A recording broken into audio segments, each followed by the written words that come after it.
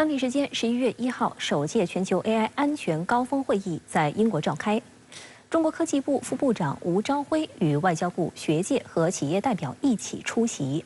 值得注意的是，在峰会前夕，七国集团发布行为准则，企图给全球人工智能开发制定标准。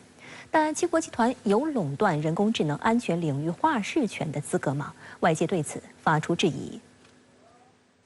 11月1号至2号，英国将举行首届全球 AI 安全高峰会议。央视新闻报道称，应英国首相苏纳克邀请，中国科技部副部长吴朝晖与外交部、学界以及腾讯等业界代表一同赴英国出席首届全球 AI 安全高峰会议。预计届时将有约100名各国政府官员、科技行业高管和学者专家等出席。会议旨在讨论如何通过国际协调行动来降低人工智能带来的风险。英国舆论认为，人工智能是全球热门的科技产业领域，该国脱欧之后主办人工智能领域的重要国际会议，希望借此机会提升英国的国际地位。但七国集团中，除了英国自己，只有意大利派出领导人参会。值得注意的是，就在高峰会议召开之前2天，七国集团发布开发先进人工智能系统组织的国际行为准则，其中包含11项内容。观察指出，在今年5月的广岛峰会上，七国集团就宣布了被称为广岛人工智能进程的声明，暴露出七国集团意图主导 AI 安全领域话事权的目的。英国金融时报指出，即使在七国集团内部，对于 AI 安全监管也存在巨大分歧。欧盟出台非常严厉的 AI 监管法律，但美国和日本相对宽松，希望通过松绑来促进人工智能产业的发展。这也导致七国集团最后出台的所谓行为准则，不得不声明由各国自愿执行。换句话说，没有约束力。但美国显然对此并不满意。外界注意到，就在七国集团发布这份所谓行为准则的同一天，美国总统拜登签署一项新的行政令，也是美国对生成式人工智能的首部监管规定。美国舆论称其具有里程碑意义，但与芯片法案一样，美方的新措施含有多项霸王条款，意图实施长臂管辖。美国《纽约时报》报道称，行政令要求开发强大人工智能模型的公司必须向美国商务部提供定期报告，并要求亚马逊和微软等大型云服务商向政府通报其外国客户的情况，但对何为强大并未作出定义。备受诟病的是，美国政府要求大公司在人工智能系统正式发布之前，与美国政府分享安全测试结果。这意味着美国政府可获取这些重要的商业机密。他们这种做法呀，存在着一个很大的问题，就是把人工智能各家的事情看成了自己的事情。实际上啊，人工智能是一个大家的事情，是全世界的事情。人工智能技术的不成熟，有可能是伤害别人，也可能伤害自己。所以呢，我们建议啊，就像这种情况，应该把多方多边进行融合在一起去讨论，可能更好。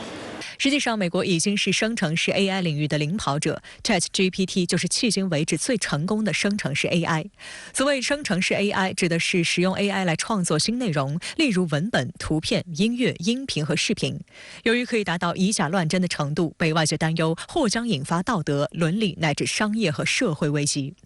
美国外交事务杂志认为，各国在人工智能领域的竞争已经进入战时状态。美国政府尤其担心人工智能在军事领域的应用被对手超越。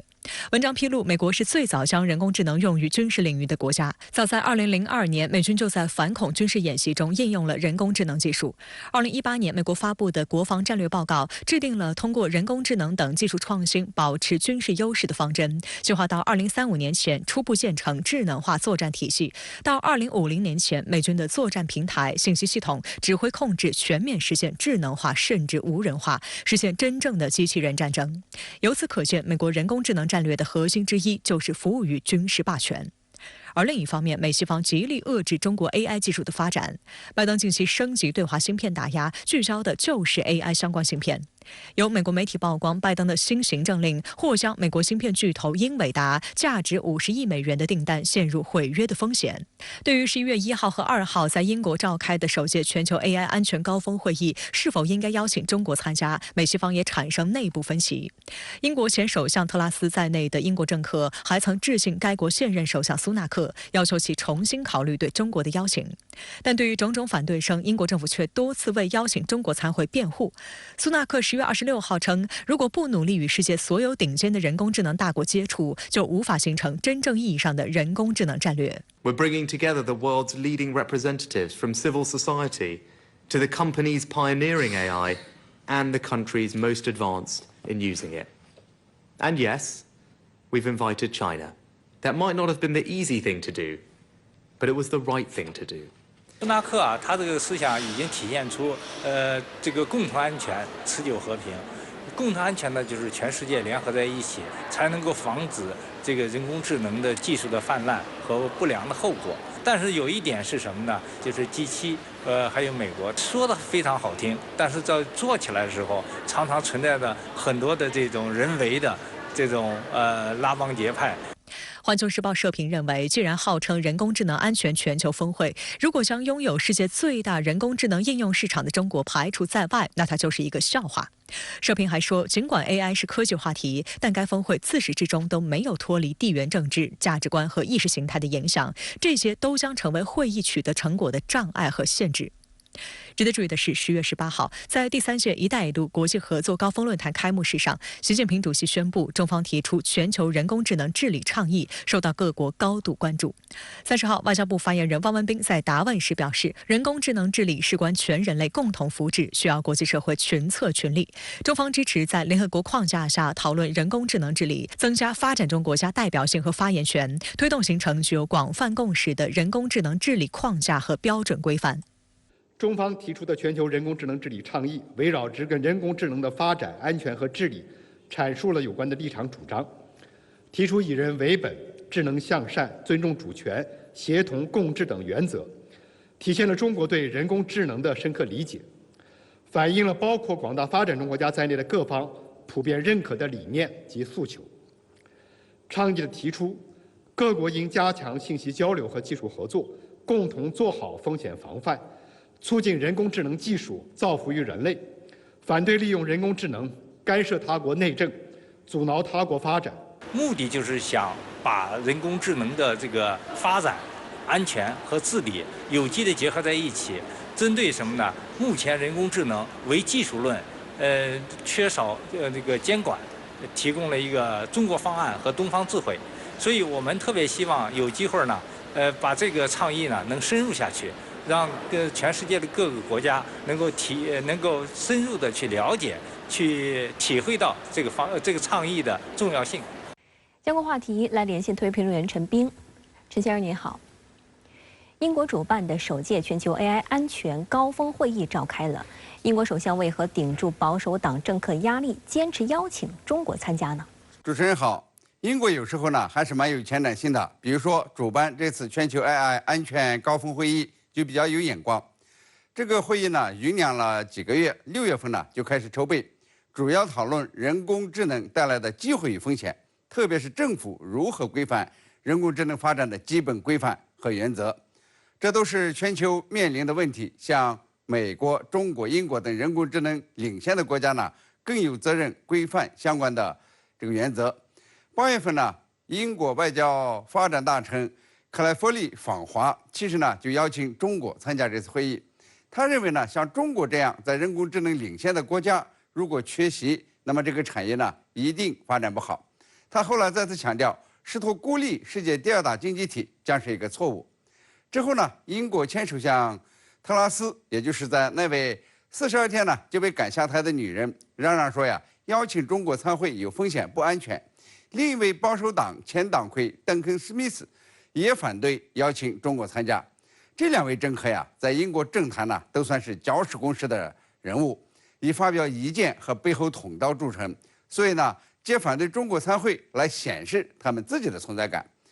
首相苏纳克最近呢主动的回应此事，说呀，英国政府邀请中国参加，不能够排斥中国的。如果没有中国参加， 就不会产生值得全球严肃对待的人工智能战略。这话呢说的还是比较中肯。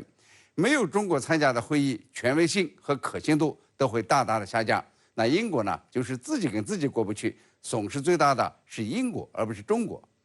按照最新发布的简报看呢，中国科学技术部副部长吴朝晖、中国科学院、阿里巴巴及腾讯等企业都有代表出席，与欧盟执委会主席冯德莱恩、 美国副总统哈里斯、意大利总理梅洛尼等27个国家政府代表、7个国际多边组织、80多个学术研究机构和企业呢一起讨论人工智能的相关议题，看来呢是有一定的代表性，可以配得上全球首届这个词。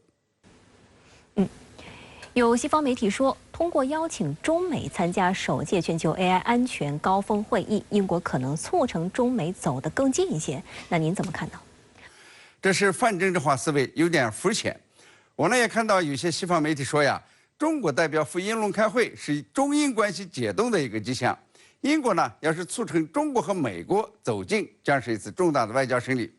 这种说法呢不仅过于政治化，而且背离了会议的主题，很小家子气。那么这次会议的主题呢是理解、治理、利用人工智能的潜力，并且遏制其风险，讨论如何把人工智能应用到公共服务。可以说呢有点讲专业，有一定的技术含量。人们之所以走到一起，是谁也不知道呀人工智能的边界，不知道政府该怎样规范人工智能的发展，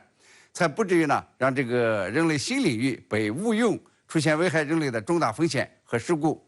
那么最为突出的问题是，人工智能的全球治理严重滞后于技术的发展速度。世界呢亟待在这个问题上达成基础性的共识，以便呢为人工智能的发展呢装上方向盘和刹车，而不至于失控。要是中美欧呢在这次会议上能够形成一定的共识，达成一些框架式的标准和规范，那么就会推动人工智能的发展，尽可能的减少风险。如果呀真有这样的成果，那么对中英关系、中美关系向好呢，也是有一定促进作用的。